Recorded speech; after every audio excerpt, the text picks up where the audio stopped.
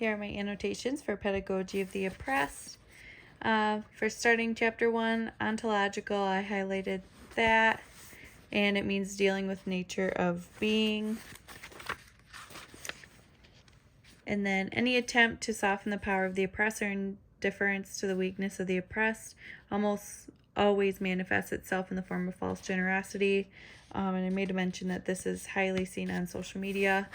This paragraph I starred, and this just talks about false charity, which relates to social media. And oppressed, I highlighted that, and it means that those are treated unjustly. Pedagogy is the method of teaching an academic subject or concept, and liberation is thus a childbirth and a painful one. Never in history has violence been initiated by the oppressed. Violence is initiated by those who oppress, who exploit, who fail to recognize others as persons, not by those who are oppressed, exploited, and unrecognized. Having more is a privilege which dehumanizes others in themselves. If others do not have more, it is because they are incompetent and lazy, and worst of all, their unjustifiable ingratitudes toward their generous gestures of the dominant class. This whole section I starred and it talks about self-depreciation that comes with being the oppressed. The oppressors often talk down to them and make you believe you don't have much self-worth. Then I highlighted Raison d'etre, the purpose of someone's existence. And to achieve this, it is necessary to trust in the oppressed and their ability to reason. Whoever lacks this trust will fail to initiate or will abandon dialogue, reflection, and communication, and will fall into using slogans, communiques, monologues, and instructions. And then we have highlighted conscientizatio, which means critical conscience. It is essential for the oppressed to realize that when they accept a struggle for dehumanization, they also accept from the moment their total responsibility for this struggle. And in chapter 2, this talks about how students are just containers and receptacles that are being filled by information from their teachers and not really learning where the information is coming from. Education is just depositing the information, and this is called the banking concept. Knowledge emerges only through those who, through invention and reinvention, through restless, impatient, continuing, hopeful inquiry. Human beings pursue in the world, with the world, and with each other. Knowledge is a gift bestowed by those who consider themselves knowledgeable upon those who they consider to know nothing. And the oppressors use their humanitarianism, which is to bring something to those in need, to preserve a profitable situation. Indeed, the interests of oppressors lie in the changing consciousness of the oppressed, not the situation which oppresses them. Implicit is the banking concept is the assumption of dichotomy between human beings and the world. A person is merely in the world, not with the world or with others. The individual is spectator, not recreator. It follows logically from the banking of notion of consciousness that the educator's role is to regulate the way the world enters into the students. And oppression, overwhelming control, is necrophilic. It is nourished by love of death, not life. Education, as the exercise of domination, stimulates the credulity of students with the ideological intent, often not perceived by educators, of indoctrinating them to adapt to the world of oppression. Those truly committed to liberation must reject the banking concept in its entirety, adopting instead of a concept of women and men as conscious beings and consciousness of consciousness intent upon the world. This one talks about how the teacher is not really teaching the students, but more so the students are as they're being taught, they are also teaching the teacher. And students, as they are increasingly posed with problems relating to themselves and the world, will feel increasingly challenged and obliged to respond to that challenge. In problem-posing education, people develop their power to perceive critically the way they exist in the world in which they find themselves. They come in the world not as a static reality. A deepened consciousness of their situation leads people to apprehend that situation as historical reality susceptible of transformation. And subjects of the educational process overcome authoritarianism and an alienating intellectualism it also enables people to overcome. And in chapter 3, human existence cannot be silent, nor can it be nourished by false words, but only by true words, which men and women transform the world. Dialogue is an existential necessity. Dialogue cannot exist in the absence of profound love for the world and for people. If you do not love the world, if you do not love life, if you do not love people, you cannot enter dialogue. And self-sufficiency is incompatible with dialogue. You need to be open to hearing other people's opinions. Dialogical man, to be able to imagine different positions of dialogue. It would be a contradiction in terms of dialogue, loving, humble, and full of faith. Did not produce this climate of mutual trust, which leads the dialoguers into ever closer partnership in the naming of the world. True dialogue cannot exist if dialoguers engage in critical thinking. For the truly humanist educator and the authentic revolutionary, the object of the action is reality to be transformed by them together with other people, not other men and women themselves.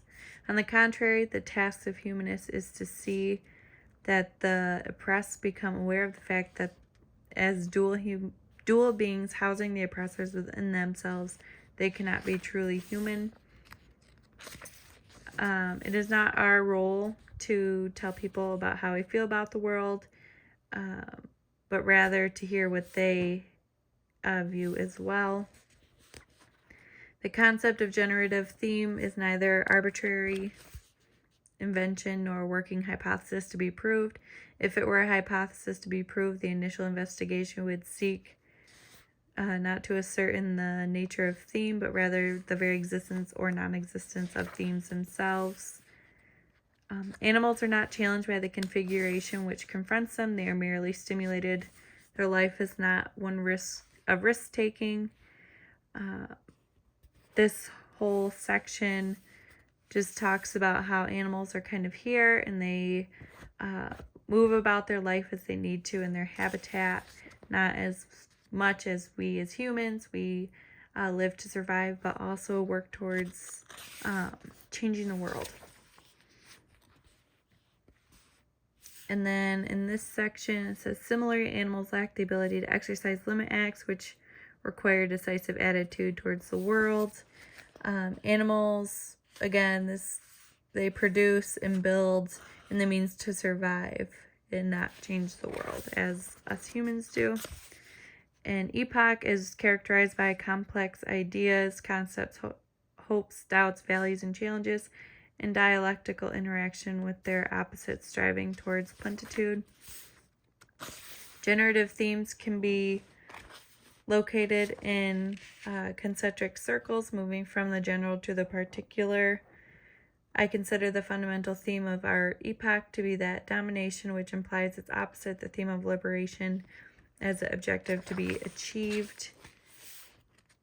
The perception of comprehension of reality are rectified and acquire new depth when carried out with methodology and conscientiousness. The investigation of the generative theme contained in the minimum thematic universe. The generative themes in interaction thus introduces or begins to introduce women and men to a critical form of thinking about their world. In the event, however, that human beings perceive reality as dense, impenetrable, and enveloping, it is indispensable to proceed with the investigation by means of abstraction.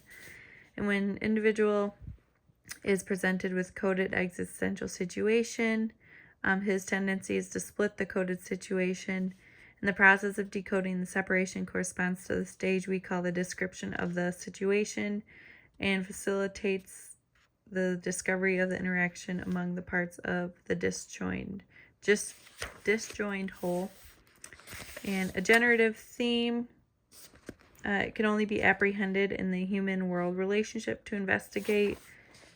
The generative theme is to investigate people's thinking about reality and people's action upon reality, which is their praxis. And we must realize that the aspirations, the motives, and the objectives implicit in the meaningful thematics are human aspirations, as static entities are occurring.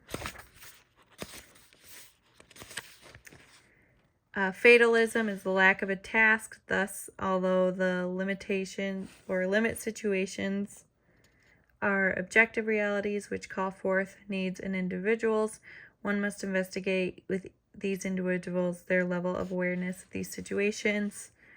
Just real consciousness is the result of multiple obstacles. Real consciousness implies the impossibility of perceiving untested feasibility.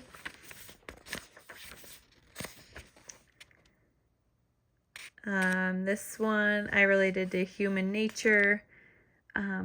INDAP, during this use of the method in post-literacy stage,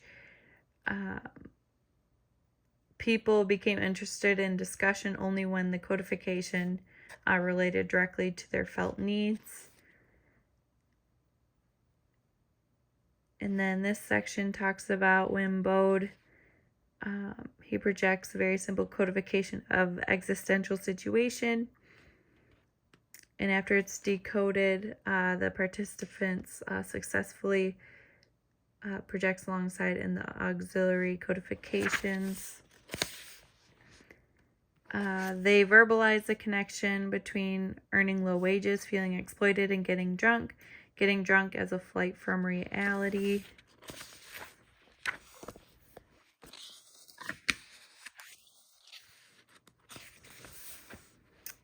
Newspapers, this section talks about why they may have different interpretations, and they may have that to have more readers, have more people be interested in reading. And then by some people stretching the truth, and anthropological concept of culture. And then reaffirming humankind. Beings of the praxis, they differ from animals, which are beings of pure activity. Animals do not consider the world, they are immersed in it, as humans tend to emerge from the world. Manipulation, sloganizing, depositing, regimentation, and prescription cannot be components of revolutionary praxis. It cannot fear the people, their expression, their effective participation in power. It must be accountable to them, must speak frankly to them. The revolution is made neither by leaders of the people, for the people, nor by the people, by the leaders. And then not all men and women have sufficient courage for encounter. We can legitimately say that in the process of oppression, someone oppresses someone else. We cannot say that in the process of revolution, someone liberates someone else. Originating in objective conditions, revolution seeks to supersede the situation of oppression by inaugurating a society of women and men.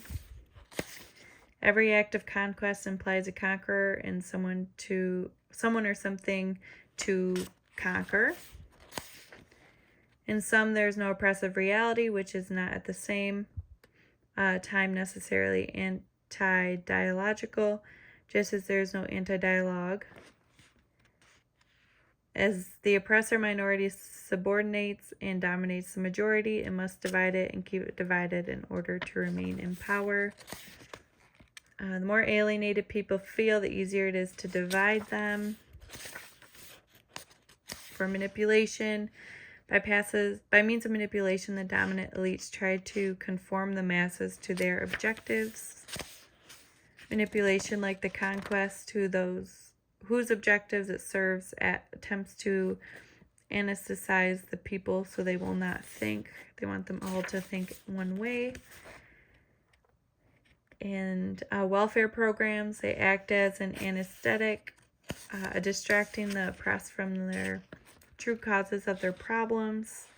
Cultural invasion is a phenomenon. The invaders penetrate the cultural context of another group and disrespect of the latter's potentialities. They impose their own view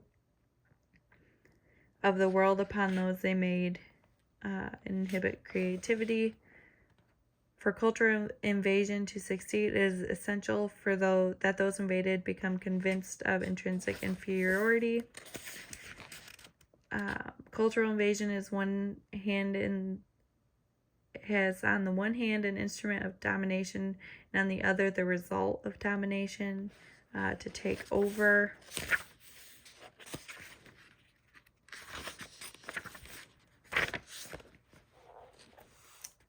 Cultural invasion further signifies that the ultimate seat of decision regarding the action of those who are invaded lies not with them, but with the invaders.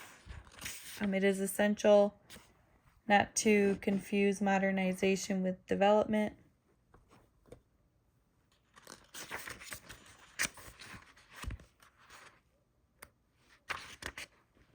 Almost never, however, does a revolutionary leadership group perceive that it constitutes a contradiction to the people. And since the leaders need the adherence of the people so that the revolution can be achieved, but at the same time mistrust the mistrustful people, they are tempted to utilize the same procedures used by the dominant elites to oppress. In the dialogical theory of action, subjects meet in cooperation in order to transform the world. Cooperation can only be achieved through communication. Dialogue as essential communication must underlie any cooperation. And unity for liberation. In the dialogical theory, the leaders must dedicate themselves to an untiring effort for unity among the oppressed and unity of the leaders with the oppressed in order to achieve liberation. Essential elements of witness, consistency, boldness, radicalization, courage to love, and faith. For the dominant elites, organization means organizing themselves. For the revolutionary leaders, organization means organizing themselves with the people. And leaders who do not act dialogically but insist on imposing their decisions do not organize the people, they manipulate them. There's no freedom without authority, but there's also no authority without freedom. And for cultural synthesis, cultural action is also a systematic and deliberate form of action which operates upon the social structure. This modality of action involves the conquest of the people, their division, their manipulation, and cultural invasion. Cultural synthesis is thus a mode of action for confronting a culture itself. Cultural synthesis does not deny the differences between two views. And that is it.